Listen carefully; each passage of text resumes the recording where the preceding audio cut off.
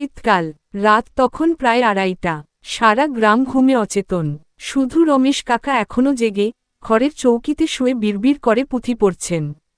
হঠাৎ বাইরে কুকুরের অস্বাভাবিক ডাক শোনা গেল। তিনি কৌতূহলী হয়ে দরজার দিকে এগোলেন। দরজা খুলতেই দেখলেন একজন মাঝবয়সী লোক দাঁড়িয়ে। সাদা ধুতি, গায়ে মলিন চাদর, মুখটা খুব স্পষ্ট দেখা যাচ্ছে না, কিন্তু চোখ দুটো যেন লালচে জ্বলজ্বল করছে। লোকটা বলল, একটু গরম জল পাবেন?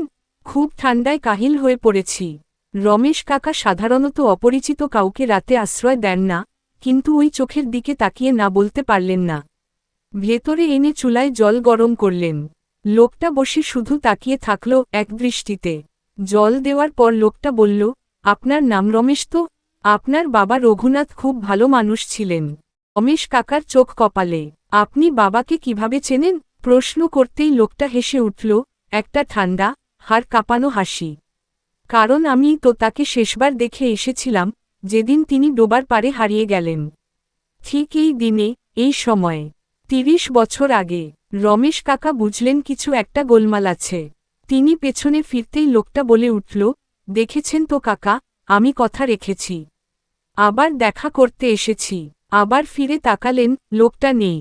জানলার বাইরে তাকাতেই দেখা গেল, দূরে ডোবার পারে একটা ছায়ামূর্তি ধীরে ধীরে মিলিয়ে যাচ্ছে কুয়াশায়।